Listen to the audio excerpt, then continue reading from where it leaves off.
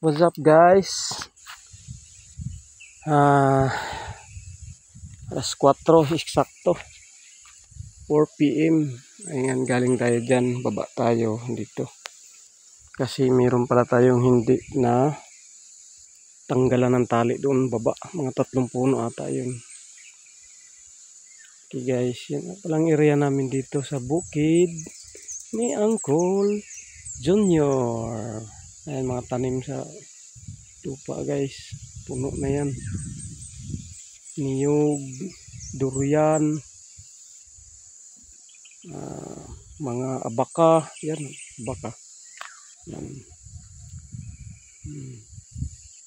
Saging, binangay. Yung katabi, abaka. Ibang dahon, no? Yan, binangay yan. Yung katabi, abaka. Tanggungon na variety. Yan naman ang lubi-lubi. Brother lubi-lubi. Saka may konting pot crops. Kasava.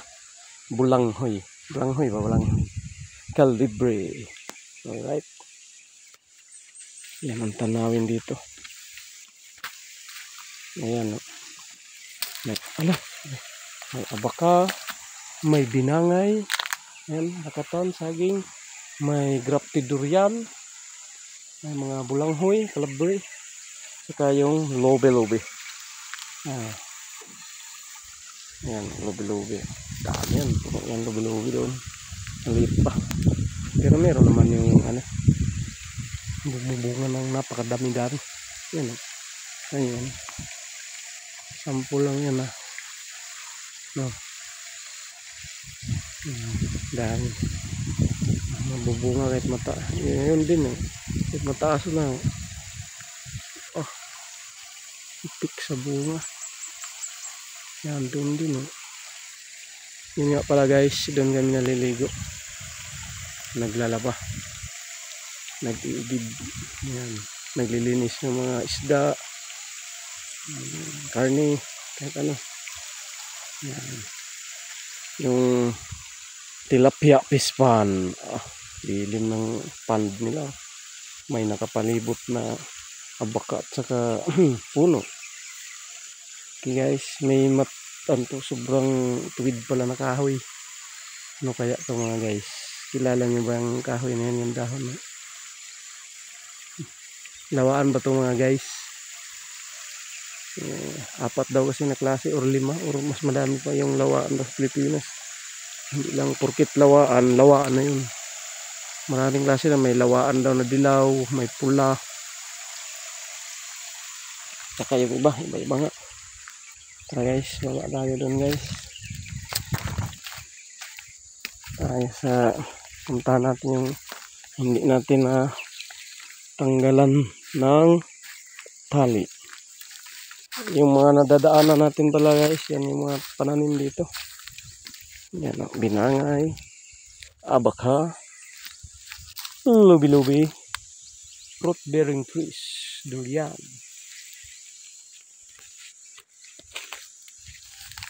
Ano nga pala yung durian natin dito guys? Mix club yung lahi nila, yung variety. Yan lakad-lakad tayo dito sa bukid ni Uncle Junior. Yan nga pala guys, lubi-lubi. Durian. Yan, may durian. Dilaw na yun. Hindi kasi ibang lahi kasi yan. No. Ito naman yung rambutan guys. Laki na. Baog lang yung katawan niya. Ito guys yung protection ko. Protektado sa init. Ito yung kakaiba na variety ng durian. Yan, lusog ng natin ang baka. Yan yung musangking. Blackthorn pala, excuse me guys. Blackthorn. Yan, na-sprayan ko na pala yung kanina ng foliar at saka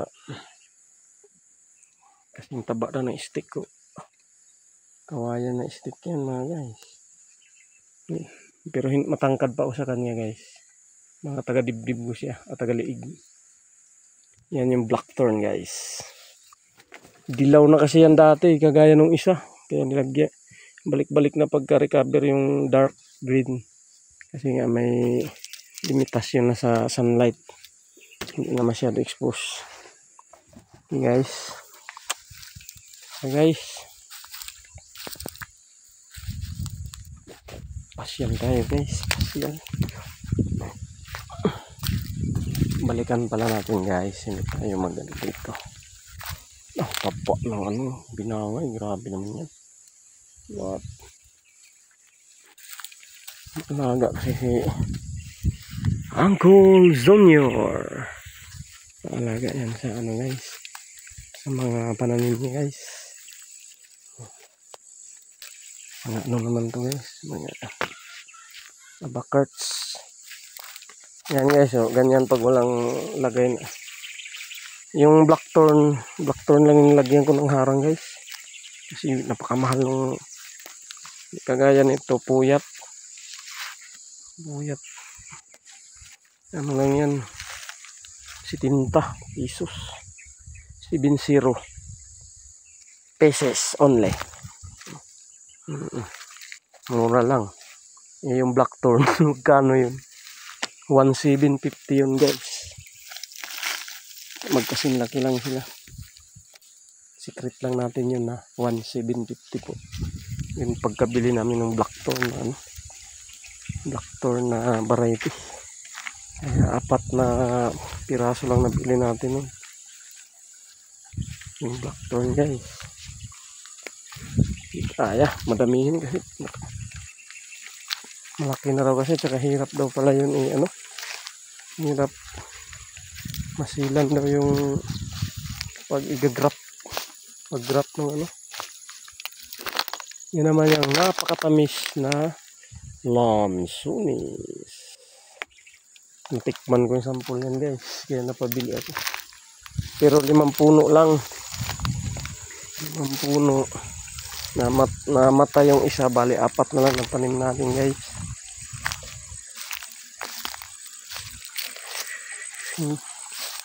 Hindi lang kami nakabili talaga ng rambutan guys. Yun lang yung wala sa ano namin pagbili. Daan tayo nito guys.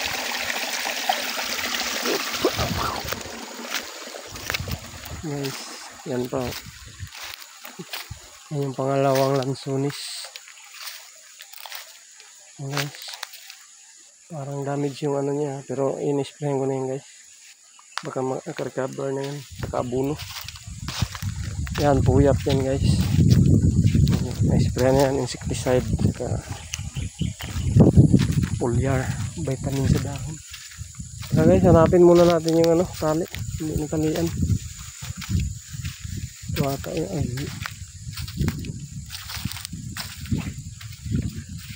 No. Tanggalan na to. Ay, hindi pa.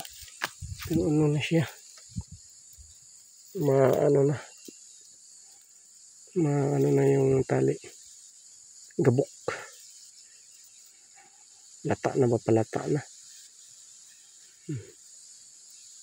Guys, okay na ba? Okay guys, hanggang dito na lang guys. Palubat yung hilton nyo. Ito ay, ito pa sampol pala. Musangking. Musangking ka ba? Or puyat. Parang puyat lang to guys. Puyat. Hanap tayo. Pakita ko sa inyo musangking. Yan ata guys. Musangking yan guys.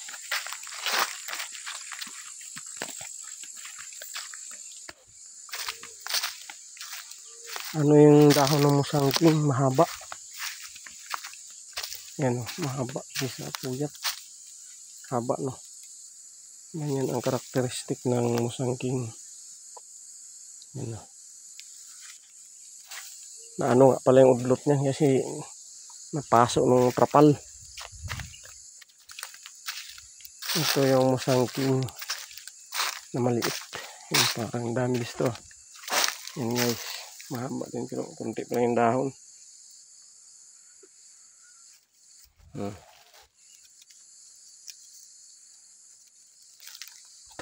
Yan.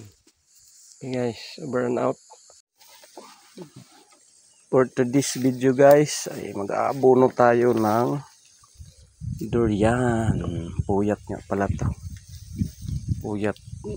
Yung hilera na to puyat.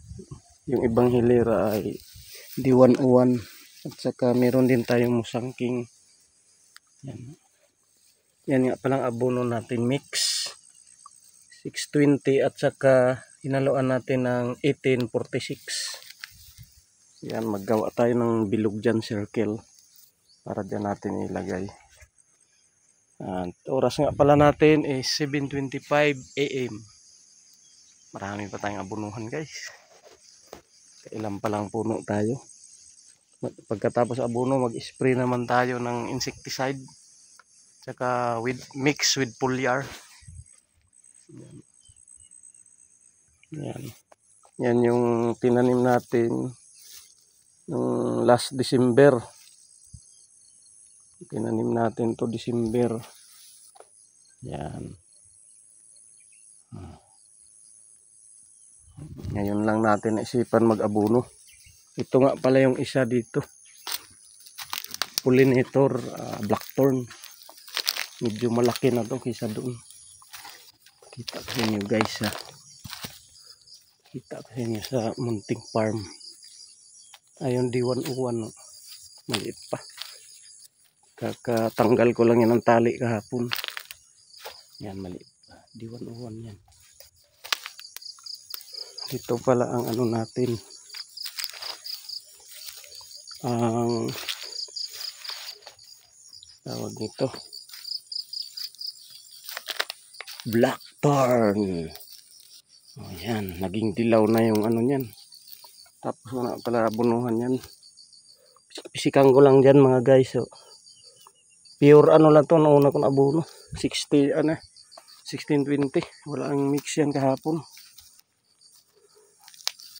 Yan.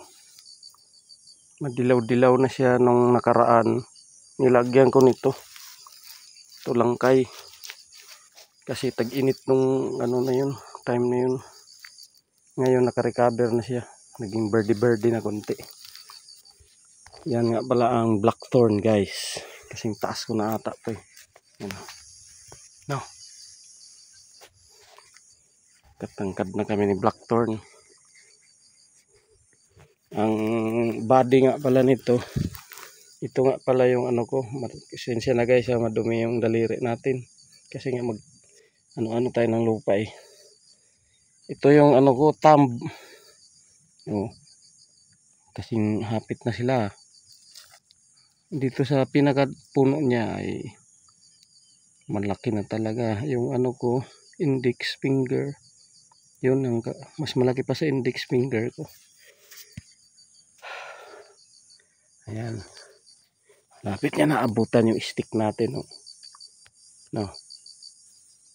Yan ang blackthorn natin mga guys.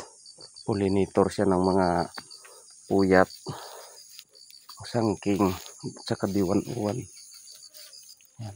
Sige na guys, kay marami pang gagawin guys.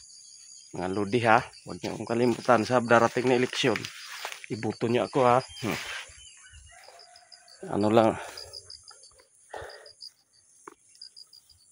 ano pala ngayon, April 10,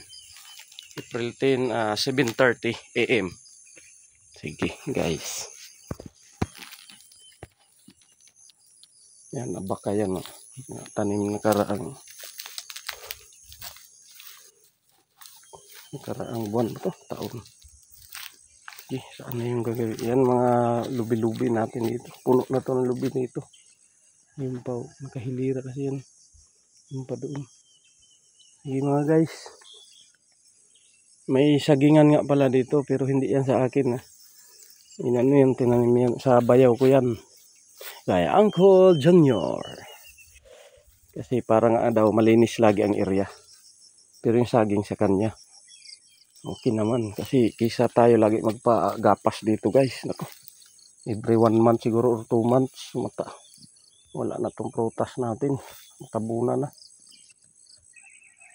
Okay guys ha. Yan lang. For today's video guys. Huwag nyo kalimutan sa darating na halalan. Joke lang. Ay, gawa na tayo. Wala. Sige. Pasilip tayo kunting activities natin dito guys. Ano tayo ng pinagkagawa natin ngayong Abril. Lapit pa naman ng eleksyon. Wala tayong ginagawa sa parang malayo na itong circle ko ah. Hindi abutin ng ugat.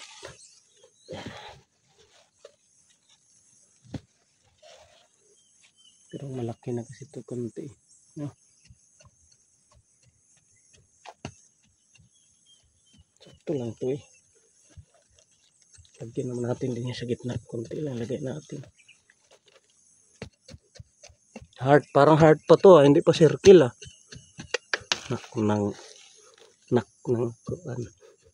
Nak ng tipaklong. Alright. Lagyan na natin siya. Hindi natin sobrang damihan guys ha. Sakto lang. Mamatayan ako. Ay.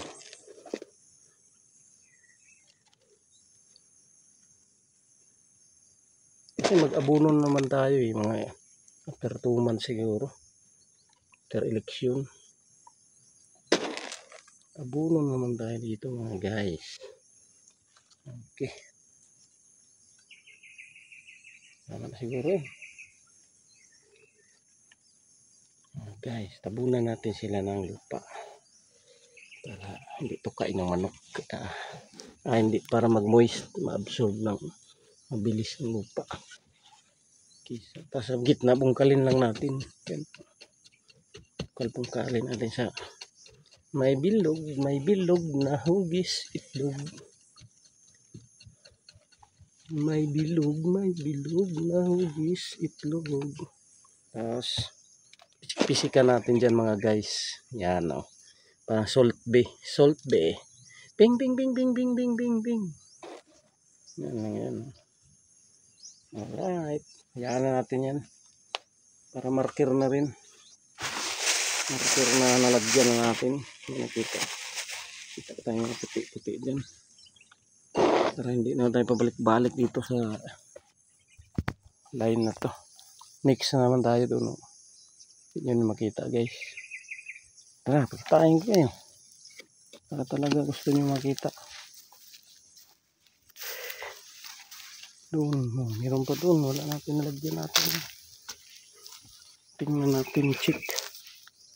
Ano tumusang.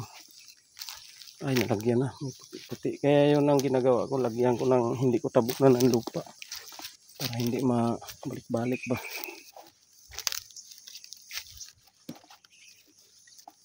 Yan, wala pa yan. Guys, parang masakit na yung sikat ng araw ah. Tayo masilungan.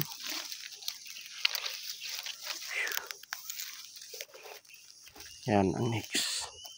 Saka doon. Sige guys, kasi mainit na guys. Banatan ko na to guys. Okay guys, ayan na. Nalagyan ko na ng circle. May circle na siya. Para lagyan tayo maglagay ng abono. Ginanong-ganong ko lang ng ng lagaraw. Yan.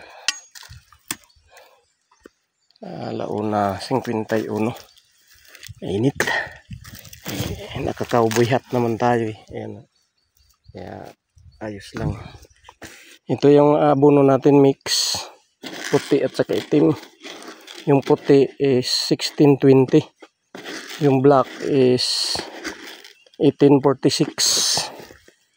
Budbura natin dito guys. Sa kanal. Yan na. Yan.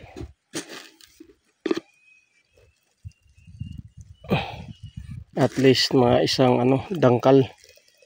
Isang dangkal yung circle. Yan o. Ano nga pala yan Puyat Sports. Saka tabunan natin ng lupa para madali siya ma-absorb sa lupa. Mag-moist siya ba? Moist. Kasi kung naka-open Matuyo lang yan ng ng init. Sikat ng araw. Makaging ba? Makaging. Kaya tabunan natin para mag-moist siya. Moist. Yeah. Okay. Yan mga guys. Nakikita niya palang ginagawa ko dito sa bukid ni Uncle Junior. Yan. Pasensya na guys sa maggalaw masyado yung camera kaya ako lang mag-isa eh. Dito sa gitna ng circle, bungkalin lang natin. Bungkalin para pag umulan kahit konti lang, pasok dyan ang mga ma-absorb, madali lang i-absorb ng lupa yung Tapos pisikan na natin dyan sa gitna. Kunti lang, wag na marami. Kaya baka malason yan sa sobrahan.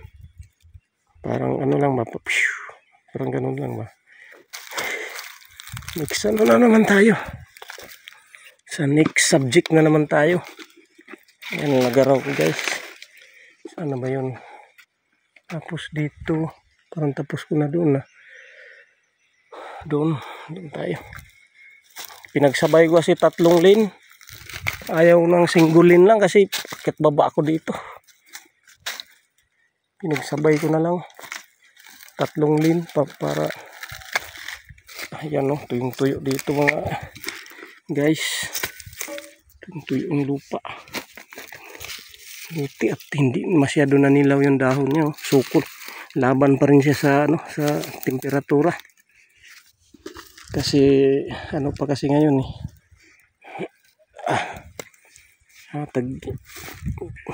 Amihan, galing kasi amihan kaya nakasurvive yan.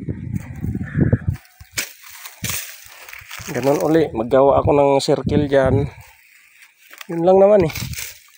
Maghapon gagawa ko. Bungkalin lang yung lupa. Circle. Kansan lang isang dangkal.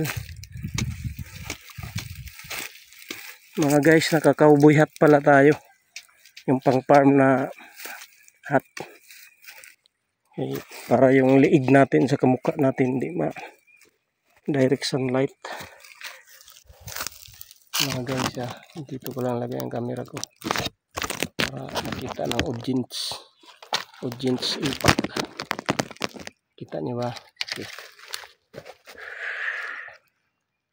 Tirik ang araw. Ganito talaga guys pag buhay farmers.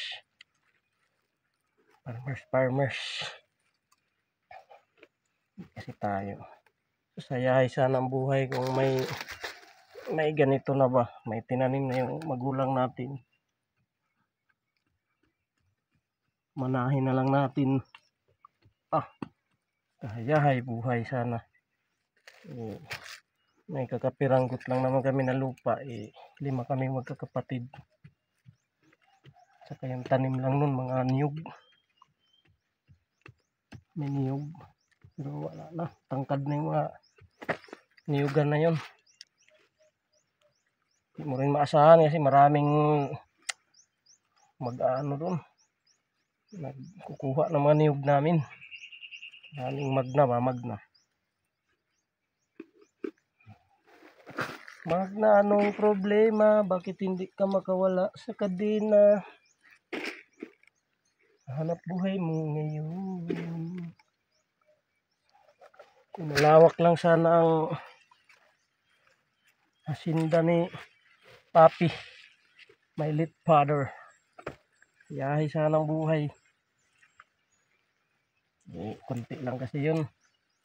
Saka marami kami mga siblings, biyag. Wag na tayo umasa doon masyado. Ganun na lang tayo, sariling sikap. Okay mga guys, para at least pagtanda natin may tayo, may source income. Saka may pang na rin, mana na rin yung anak natin. So, paano secure yung nila, yung life. Ika nga pag may tanin may anihin. tayo. Next tree. Doon. Oh. Yun. Saan ba yun?